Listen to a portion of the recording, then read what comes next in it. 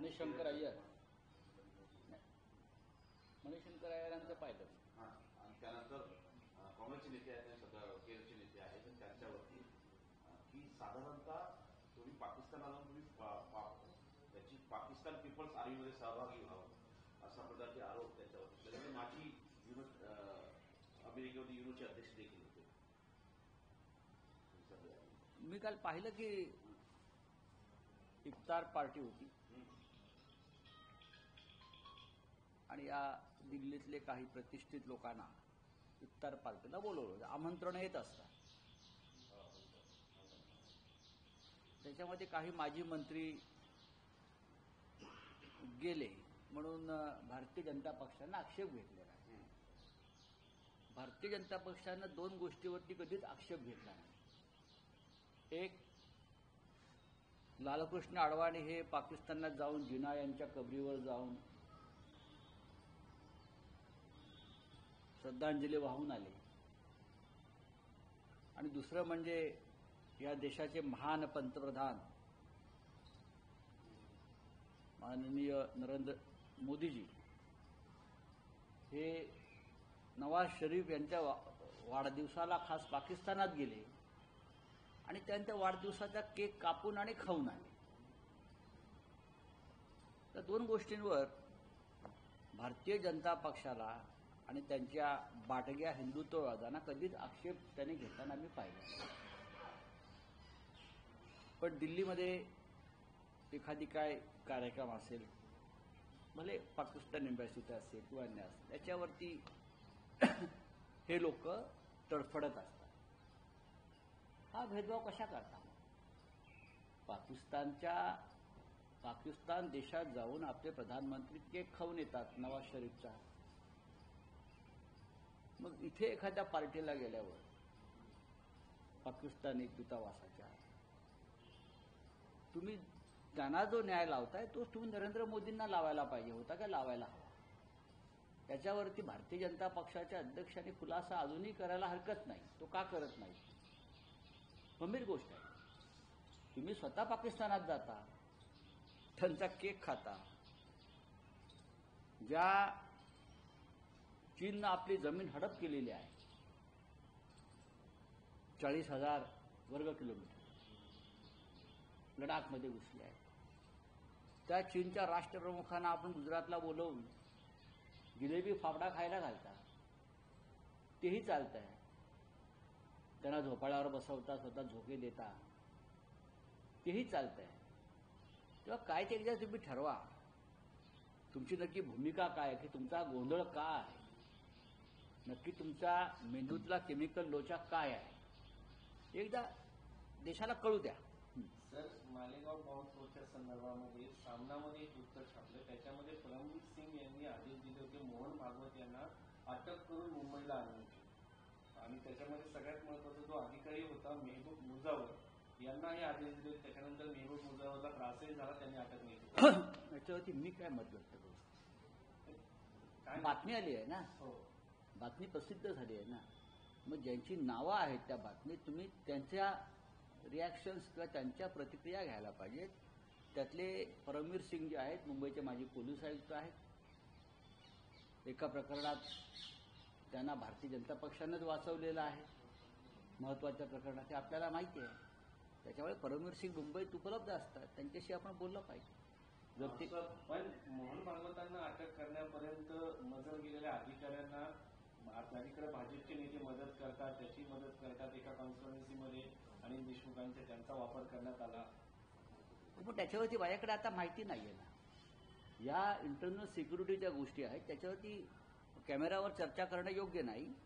ज्यांची नावं त्याच्यामध्ये आलेली आहेत तुम्ही त्यांचं मत घेतलं पाहिजे. सर, औरंगाबादच्या कबरी संदर्भात नवीन खुलासा तर एनआयएचे अधिकारी त्याच्यात आता इन्व्हॉल्व्ह झालेले आहेत.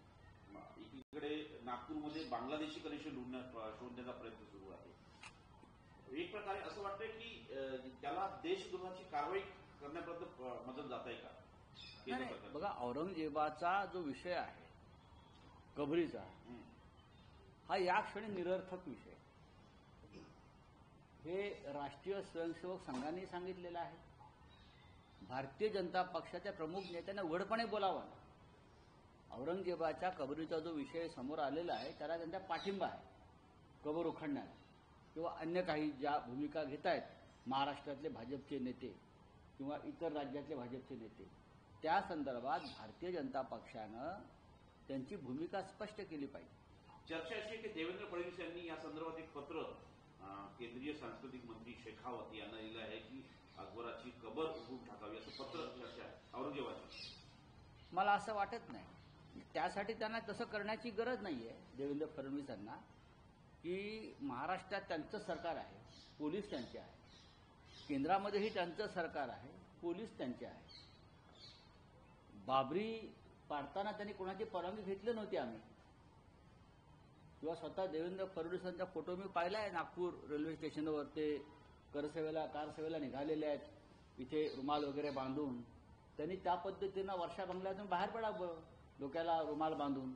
हां, जय श्रीरामाचा किंवा अन्य काय असेल ते, जय भवानी जय शिवाजी, आताच कुदळ फावडा घ्यावं आणि त्यांचे जे 5-6 लोक आहेत वीर त्यांनाही घ्यावं आणि जावं तिकडे. त्यांना कोण अडवतंय? कोण? पत्रक कशाला लिहायला पाहिजे? ही पत्रकबाजीची नाटकं बंद केली पाहिजेत. राज्य तुमचं, पोलीस तुमचे, कुदळ फावडी तुमची. जा आणि एक निर्णय घेऊन कशाला ठेवला तुम्ही? शिवसैनिकांनी ज्याप्रमाणे अयोध्येतला कलंक नष्ट केलाय त्यावेळेला, आणि तेव्हा आम्ही सांगितलं होतं की यानंतर आम्ही कोणत्याही मशिदीला हात नका. ही आमची भूमिका. एक आमची अयोध्येतलं राम मंदिर हे आमचं तिथे ते व्हायला पाहिजे बाबरीच्या ठिकाणी. त्या जागेवरती आक्रमण झालेलं आहे म्हणून आमची ती लढाई. सगळ्याच चर्चवर किंवा मशिदीवर किंवा कबरीवरती असे हातोडे घालता येणार नाही. औरंगजेबाच्या संदर्भात ते आमच्या महाराष्ट्राच्या मराठ्यांच्या पराक्रमाचं स्मारक असं जेव्हा आम्ही म्हणतो, आणि ते स्मारक उघडायला जर कोणी निघाले असतील तर ते महाराष्ट्राचे शत्रू आहेत. सर, त्यामध्ये काल दादा भुसेंनी अचानक घोषणा केली की आता जो अभ्यासक्रम आहे तो सीबीएसईचा आहे. काय वाटतं, मुलांच्या भवितव्याचं खेळ? या सरकारला तरुणांच्या भविष्याची काही चिंताच नाही. दादा भुसे यांच्या शिक्षणाशी काय संबंध आहे? हा साधा प्रश्न आहे. शिक्षण क्षेत्रामध्ये किंवा अर्थ क्षेत्रामध्ये काम करणारे मंत्री त्या क्षेत्रातले तज्ज्ञ असावे लागतात, हा आतापर्यंतचा अनुभव. पण गेल्या काही वर्षामध्ये शिक्षण खातं त्याच्यावर नेमलेल्या ज्या व्यक्ती असतात त्यांना ती शिक्षा वाटते. मला याच्यावर बोलायचंच नाही. चला, परभणीच्या सनमध्ये सोमनाथ सूर्यवंशीचा जो मृत्यू झाला होता, आता पोलीस अधिकाऱ्यांचा जो अहवाल आहे त्यामध्ये पोलिसांच्या मारहाणीमध्ये झाल्याचं समजलेलं आहे. परभणीच्या पोलीस कोठडीमध्ये सोमनाथ सूर्यवंशीची जी हत्या झाली आहे, वारंवार आम्ही तेच सांगतो आहोत ना. पोलिसांच्या मारहाणीत जर त्याची हत्या झाली असेल तर त्याला गृह खातं जबाबदार आहे. गृह खातं जबाबदार असतील तर गृहमंत्री जबाबदार आहे. आणि गृहमंत्री आमचे वारंवार हे असं घडलंच नाही हे सांगतायत, पण ते खोटं बोलतायत आणि पोलिसांनी त्यांना खोटी माहिती दिलेली आहे. मग याच्यावरती आता कारवाई कोणावरती करायची? स्वतः गृहमंत्री प्रायश्चित घेणार आहेत का? त्याला मानवाधिकार आयोगाने नोटीस देखील पाठवली आहे सोमनाथ सूर्यवंशी प्रकरणी केंद्र राज्य सरकारला. नाही, राज्य सरकार अशा नोटिसांना किंमत देत नाही. सर, एक दुसरा मुद्दा बघायला गेला आपण तर काही दिवसांपूर्वी कालच्या विधानसभेमध्ये किंवा विधान परिषदेमध्ये चित्रा वाघ आणि अनिल परब यांच्यामध्ये झुंपलेली बघायला मिळाली. अनिल परबांना त्यांनी एक विधान केली की तुमच्यासाठी 56 पायाला बांधून दिले. त्याच्यावर एक वेगळी चर्चा म्हणा. काय चर्चा? मी त्याच्यामध्ये बघा की भारतीय जनता पक्ष महाराष्ट्रात आणि देशात सत्तेवर आल्यापासून गेल्या 10 वर्षामध्ये विधिमंडळांचं आणि संसदेचं ज्या पद्धतीनं अधपतन झालेलं आहे त्याच्यावर न बोललेलं बरं. अक्षरशः पातळी आणि संस्कृती ही इतकी खाली आलेली आहे, त्याच्यावरती काय बोलायचं? नैतिकतेची आणि संस्कार संस्कृतीच्या गप्पा भाजप नेहमी मारत आलेल्या आहे. पण देशाच्या संसदेमध्ये, राज्याच्या विधिमंडळांमध्ये ज्या प्रकारे तुम्ही जे काल पाहिलं अशा अनेक राज्यामध्ये विधिमंडळात घडत आहे, आणि याला जबाबदार, विधिमंडळाच्या अधपतनाला जबाबदार भारतीय जनता पार्टी. अटल बिहारी वाजपेयींचा हा पक्ष आहे, मोदी आणि शहांचा नाही. अडवाणींचा हा पक्ष आहे, त्यांनी स्थापन केलेला पक्ष आहे. त्यांनी या पक्षाला एक संस्कार, एक नीतिमत्ता दिली आहे. आज आम्ही जे पाहतो आहोत देशभरामध्ये किंवा राज्यामध्ये हे मन व्यथित करणाऱ्या घटना घडत आहेत. देवेंद्र फडणवीस राज्याचे मुख्यमंत्री आहेत, त्यांनी याच्यावरती आपली भूमिका स्पष्ट केली पाहिजे की जे काय घडलं आणि ज्या भाषेचा काल वापर झाला, जेव्हा आपण बोलतो एखादी गोष्ट सभापती अध्यक्षांना पटली नाही तर ते कामकाजातून काढून टाकतात. तसं करता आलं असतं. पण अत्यंत अश्लील स्वरूपाची विधानं काल आपल्या विधिमंडळात झाली आणि त्याचं समर्थन जर कोणी करत असेल तर ते महाराष्ट्राच्या संस्कृतीला काळीमा फासतात. चला हो गया. जयकुमार गोरेंवर आरोप करणाऱ्या महिलेला खंडणी घेताना अटक केलेली आहे. नाही, ठीक आहे. त्या प्रकारे त्या पत्रकाराला अटक केली, ज्या प्रकारे तुषार खरातला अटक केली, त्याच प्रकारे त्या महिलेला अटक केली. कायद्याचा पूर्णपणे हा गैरवापर आहे. Misuse of power. Police, Maharashtra हे देवेंद्र फडणवीस यांच्या नेतृत्वाखाली पोलीस स्टेट बनलेलं आहे. पोलीस काही करतात आणि पोलिसांना कोणते आदेश दिले जातात. दिशा शालेय प्रकरणामध्ये आदित्य ठाकरे यांना ज्या पद्धतीने नाव घेतलं जाते, कोणताही पुरावा अद्यापर्यंत समोर आलेला नाहीये. बाकी देखील मंत्री आहेत, तरुण आहेत. महाराष्ट्रातील अशा पद्धतीने जेव्हा प्रकरणं समोर येतात, आई वडिलांनी त्यांचे आई वडील टीव्ही पाहत असतात, तर सगळ्या प्रकरणामध्ये जी बदनामी होते, पुरावे नसताना याच्यावरती काहीतरी वचक असावा. पुरावे नाही, नसताना महाराष्ट्रात कायदा सुव्यवस्था काय देशातच म्हणतोय मी. कायदा आणि सुव्यवस्थेसंदर्भात एक अराजक माजलेलं आहे. मी जे म्हणालो ना, पोलीस स्टेट काही करायचं आणि पोलिसांना ते निस्तरायला लावायचं, पोलिसांकडून खून करून घ्यायचे, पोलिसांकडून आपल्याला हवे ते उद्योग करून घ्यायचे, लोकांना खोटे गुन्हे दाखल करायला लावायचे, खोट्या याचिका करायला लावायच्या आणि राजकीय कार्यकर्त्यांची, तरुण नेत्यांची बदनामी करायची. हे धोरण भारतीय जनता पक्षाचं. भारतीय जनता पक्षाच्या यशाचा हाच मंत्र आहे. टेरर निर्माण करायचं. ते इदी अमीनचं राज्य होईल काही दिवसात, 100%. पहा तुम्ही. सर, अजित पवार म्हणतात की जेव्हा तिजोरीमध्ये पैसा येईल तेव्हा 2100 रुपये देऊ. तिजोरीमध्ये सध्या पैसा नाही. पण मंत्र्यांच्या खिशामध्ये खूप पैसे आहेत. ज्या पद्धतीनं साखर कारखानदारांना कोट्यावधीचा निधी मिळालेला, ज्या पद्धतीनं आमदार खासदारांना त्यांच्या गटातल्या शेकडो कोटीचा निधी मिळतोय, त्यातून त्यांना कमिशन मिळते, तर हा जो पैसा आहे 2100 रुपये जे महिलांना द्यायचे आहेत ते त्यांना पाठिंबा देणाऱ्या आमदार खासदारांच्या घरात जात आहेत. चले बोले क्या है आपका? सर, कल आदित्य ठाकरे ने बोला है 5 साल से लगातार उन्हें बदनाम करने की कोशिश की जा रही है. ये बात सही है. और उन्होंने ये भी कहा है कि औरंगजेब वाला जो इश्यू है उसको यही दबाने है की कि हमने कल भी कहा है कि औरंगजेब वाला इशू जो उठाया भारतीय जनता पार्टी के लोगों ने, वो उठ नहीं पा रहा. औरंगजेब कब्र से उठा ही नहीं. कोशिश बहुत औरंगजेब को कब्र से बाहर निकालने, लेकिन वो सफल नहीं हुआ और उल्टा औरंगजेब उनके ऊपर उलट गया. तो ये छुपाने के लिए, ये विफलता छुपाने के लिए ये दिशा सालियन वाला कोई मैटर था 5 साल पहले, 10 साल पहले वाला, और निकाल दिया. क्या है उसमें? आप उनके माँ और पिताजी के 5 साल पहले के स्टेटमेंट देख लीजिए कि भारतीय जनता पार्टी के लोग कैसे परेशान कर रहे. दिशा सालियन के माँ और पिताजी को हमें जीने नहीं दे रहे, हमारे पे प्रेशर डाल रहे कि उसका नाम लीजिए, उसका नाम लीजिए, उसका नाम लीजिए. प्रेशर डाल रहे. ये उनके पिताजी का स्टेटमेंट है 5 साल पहले का, उनके माँ का स्टेटमेंट है. और अचानक से 5 साल बाद ये एक नया पिटीशन किसी ने किया है. ये इसलिए किया है कि सरकार हमसे डरती है, हमारे नेताओं से डरती है, युवा नेता आदित्य ठाकरे से डरती है.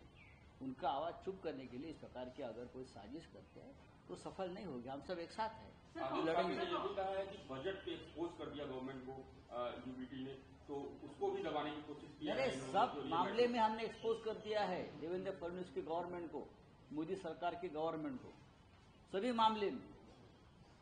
इसलिए सब हो रहा है. और क्या है, ये इस प्रकार का पिटीशन हाईकोर्ट में पहले भी गया था. इस प्रकार की ये कंप्लेंट्स पहले भी हुई है, अलग अलग तरीके से होते हैं. लेकिन हाईकोर्ट एसआईटी की स्थापना की, एसआईटी का रिपोर्ट लेके आई है ना सामने. 4 साल से एसआईटी का गठन किया था उस मामले में. क्या हो गया, क्या हुआ मुझे बताइए ना. हाँ बोलिए, आपका क्या है? सर, कांग्रेस लीडर मणिशंकर अय्यर पाकिस्तान हाई कमीशन में इफ्तार पार्टी अटेंड करने के लिए गए थे, जिसपे बीजेपी अब कई सारे सवाल. बात ऐसी है, मैंने कहा है पहले, भारतीय जनता पार्टी ने सबसे पहले ये खुलासा करना चाहिए कि मणिशंकर अय्यर तो वहाँ हमेशा जाते हैं इफ्तार पार्टी में, मैंने तो पहली बार नहीं देखा है। वो जाते हैं, वो पाकिस्तान में भी जाते हैं कुछ लोग। बात ऐसी है, नरेंद्र मोदी जी प्रधानमंत्री होते हुए पाकिस्तान जाते हैं, नवाज शरीफ के बर्थडे को केक काटते हैं, केक खाते हैं, उसके ऊपर भारतीय जनता पार्टी को कोई आपत्ति नहीं है। अभी भी हम सवाल पूछते हैं कि आप पाकिस्तान जाकर नवाज शरीफ का केक खाते हो और कोई इफ्तार पार्टी में गया तो आपको तकलीफ होती है। हाँ, मैं किसी का समर्थन नहीं कर रहा हूं, लेकिन ये दोगलापन क्यों है? आप अपने प्रधानमंत्री से पूछे, भाई आप माफी मांगिए। अगर मणिशंकर अय्यर को आप अपराधी ठहराता हो कि इफ्तार में गए पाकिस्तानी एम्बेसी में, तो नरेंद्र मोदी जी भी जाकर आए हैं, नवाज शरीफ का केक खाकर आए हैं। और कुछ खाया मुझे मालूम नहीं, लेकिन केक तो खाते हुए हमने देखा है। हाँ, तो उनको पूछिए ना। चलिए, थैंक यू। और इशू में एक और पूछना है कि आरएसएस की तारीफ की आदित्य ठाकरे ने कहा है कि कम से कम बीजेपी को बुद्धि देती उन्होंने। औरंगजेब के मामले में जो इशू चल रहा है उसमें आरएसएस ने कहा है कि हमारा उससे कोई संबंध नहीं है, और जिस तरह से औरंगजेब को कब्र से बाहर निकालने की कोशिश चल रही है उसको हमारा समर्थन नहीं। एक साफ सुथरी भूमिका है, इसलिए हमने उनका स्वागत किया है। तर राजमाता जिजाऊच्या समाधीसमोर बच्चू कडू आंदोलन करतात.